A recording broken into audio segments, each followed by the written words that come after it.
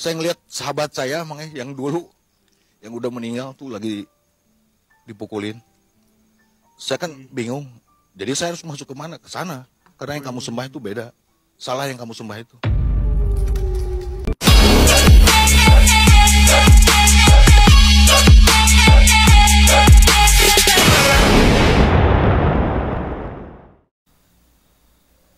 Assalamualaikum diriku Selamat datang di sini Wayan Ika Cipin.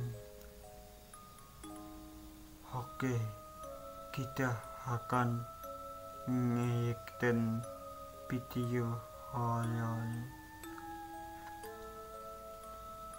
Sebelum kita lanjut ke videonya, jangan lupa like, comment,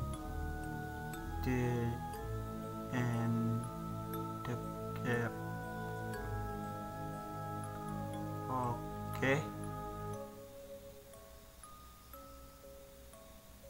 Oke, kita lanjut aja di videonya.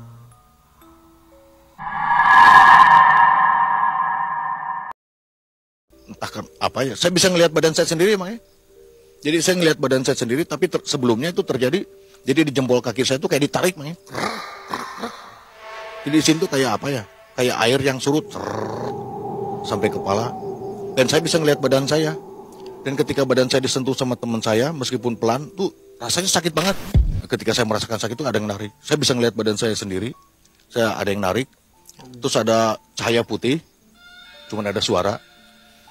Itu kamu lihat ke arah depan. Saya lihat ada ini, Mang ada pohon sangat besar seperti beringin. Itu daunnya warnanya emas. Jadi ada nama saya, bin siapa gitu. Itu tidak jatuh, ada di tengah-tengah. Tapi yang berserakan banyak yang berguguran, Mang Jadi kata suara itu, kamu beruntung, kamu belum gugur.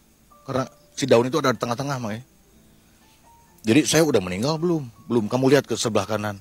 Saya lihat di sebelah kanan tuh ada orang-orang ganteng-ganteng, Mang ganteng, cantik-cantik. Saya tanya ke cahaya itu siapa? Itu yang meninggal di terowongan Mina. Dulu mungkin pemirsa tahu lah, tahun 91 ada kejadian di Mekah, ada terowongan Mina yang roboh itu yang menimpa jemaah haji.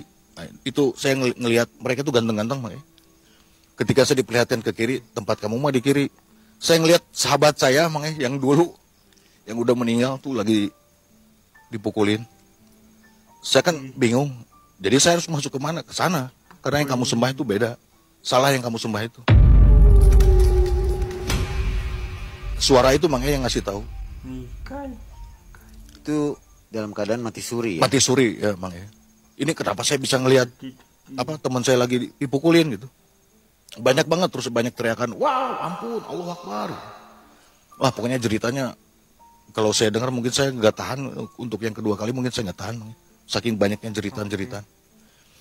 Setelah itu, kamu pulang lagi aja, karena belum waktunya kamu. Maaf, kalau saya cerita ini, sorry emosi saya meledak-ledak. Ya, nggak apa-apa. Nah, sesudah itu, tak lama meninggal ayah saya. Ayah saya kan seorang TNI, Mang Ketika meninggal itu, biasanya ada upacara dinas. Nah, saat upacara dinas, tembakan salpo, orang yang kita duga yang udah jolim ke ayah saya itu tertawa, Mang puas lah si Batak. Ketawa-ketawa itu, Mang di depan saya. Saya sebetulnya udah emosi, Mang ya, karena ya namanya juga dalam keadaan berkabung, mereka kok dengan teganya tertawa begitu ya, Mang Nah, setelah pemakaman selesai, di situ terpupuk dendam yang luar biasa di hati saya, Mang Jadi di dalam hati saya itu, saya harus habisi orang ini. Satu keluarga ini harus saya habisin. Modusnya apa mereka mencelakai orang tua? Itu diduga karena rumah yang mereka ingini dibeli sama keluarga kita, Mang Jadi mereka tidak terima. Mulai dari puasa, saya lakonin. Puasa 41 hari, yang satu harinya tuh harus melek. Gak boleh tidur sama sekali. Jadi kalau dihitung tuh 41 dengan melek itu, Mang Mulai dari pasang gotri, terus gabah itu. saya minum gabah, terus di black ini saya pernah. Kalau puasa Kapok. putih saya juga pernah, Mang. Cipi, ketika. Dan karena untuk menimbulkan keyakinan saya nih, untuk melampiaskan dendam saya, jangan-jangan ini nggak ampuh. Saya coba, memang teruji, Mang. Tapi karena saya tidak puas kan, coba di jalanan, Mang. Saya berantem di jalanan memang kebal, Mang. Nah, suatu saat kita tuh punya tongkrongan itu di tengah kota Cimahi, Mang.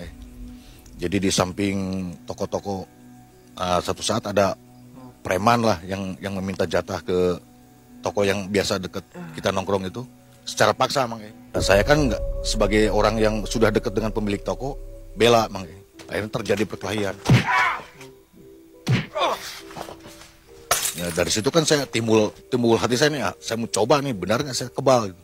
Emang coba saya kebal, Mang. Malah saya berapa kali kalau berantem tidak puas, kalau orang itu tidak membawa senjata, saya kurang puas, Mang. Saya suruh pulang dulu, kamu pulang dulu bawa senjata. Kalau cuma tangan kosong, saya kurang pas, jadi kurang meyakinkan saya kalau saya ini mempunyai kekuatan kanuragan kayak gitulah, Mang. Sampai suatu saat saya pernah masuk penjara, Mang. Kasus 351 berantem, Mang. Iya, kasusnya awalnya saya lagi jalan, Mang. Orang itu kayak ngeledek gitu, Mang. Ya, setelah mempunyai ilmu itu saya rasakan saya cepat emosi, temperamen, Mang. Jadi saya samperin, saya hajar orang itu, Mang. Jadi memang saat itu saya tidak membawa senjata, tapi secara refleks saya ada batu di situ. Saya pukulin kepalanya sampai pecah, Mang. Dipukul. Nah, saat saya mukulin orang itu di belakang, ternyata ada orang temennya orang tersebut, Mang. Mukulin ke saya 3 orang, saya biarin aja, yang penting ini hancur. Sampai putus. Sampai saya masuk penjara karena ternyata yang saya pukulin itu saudara polisi, Mang. Tapi kembali lagi, Mang, ketika saya udah masuk Islam kan, kembali lagi saya tidak boleh dendam. Akhirnya dendam itu saya padamkan lagi. Dari kisah ini ada pesan untuk penonton Malam Mencekam. Kalau menurut saya, Mang, ya, mohon maaf saya bukannya menyinggung praktisi yang lain ya. Banyak sih praktisi yang baik juga.